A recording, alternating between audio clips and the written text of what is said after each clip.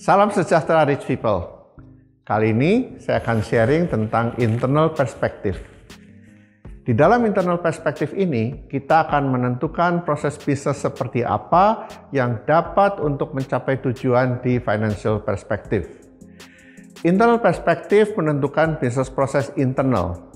Bagaimana suatu proses bisnis harus diubah atau diperbaiki agar dapat menunjang dan memenuhi apa yang telah didefinisikan pada customer perspective. Mengapa internal business process menjadi penting? Karena untuk mendapatkan suatu hasil yang bagus selalu dimulai dari proses. Bagaimana suatu proses itu dilakukan, hal ini yang membuat hasilnya berbeda. Saya akan memberikan beberapa contoh di Andal Software. Pada saat jumlah customer kami belum banyak, setiap pembayaran customer dilakukan dengan transfer ke rekening Andal. Proses untuk melakukan rekonsiliasi sangat mudah karena jumlah customernya sedikit.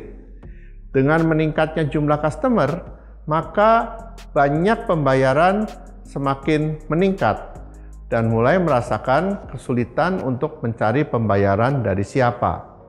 Solusinya adalah dengan menggunakan virtual account. Jadi, setiap customer mempunyai virtual account.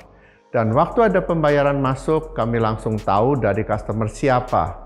Untuk dapat menggunakan virtual account ini, kami harus melakukan upload data customer, siapa saja yang akan bayar, nominalnya berapa, dan virtual account-nya berapa. Pembayaran oleh customer dapat dilakukan sehari setelah upload data. Setelah menggunakan virtual account, bagian finance merasakan kemudahan.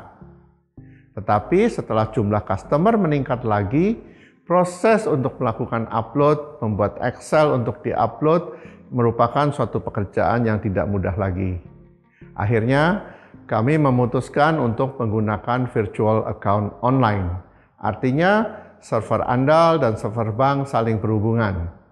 Sehingga pada saat Andal membuat tagihan, customer sudah dapat membayar. Saat customer melakukan pembayaran, sistem Andal sudah tahu. Sehingga finance hanya melihat laporan pembayaran customer. Perubahan ini menyebabkan proses pembayaran jauh lebih efisien dan lebih cepat. Dari kasus ini kami belajar bahwa proses bisnis yang efisien pada suatu level tertentu saat bisnisnya bertumbuh bisa jadi tidak efisien lagi. Sehingga kita harus selalu melakukan review pada proses bisnis ini. Proses bisnis di dalam perusahaan dikelompokkan menjadi 4 bagian. Operation Management Process, Customer Management Process, Innovation Process, dan Regulatory and Social Process. Operation Management Process adalah proses yang dapat membuat suatu produk atau jasa, kemudian menyampaikan produk atau jasa tersebut ke pelanggan. Customer Management Process adalah proses yang dapat memberikan nilai tambah ke customer. Innovation Process adalah proses yang dapat membuat produk atau jasa yang baru. Regulatory and Social Process adalah proses yang dapat memperbaiki komunitas dan lingkungan. Proses ini setiap saat harus direview, karena proses yang sudah efisien di masa sekarang belum tentu efisien pada saat perusahaan tersebut bertumbuh. Dan inilah sebabnya di Andal Software mempunyai misi people dan proses. People. Membangun SDM yang inovatif dan berorientasi solusi melalui lingkungan yang kolaboratif, kreatif, dan sportif. Proses, mengevaluasi dan meningkatkan proses bisnis yang berkesinambungan.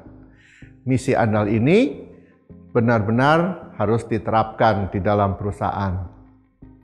Jadi Andal Software, proses itu akan dievaluasi dan ditingkatkan secara berkesinambungan.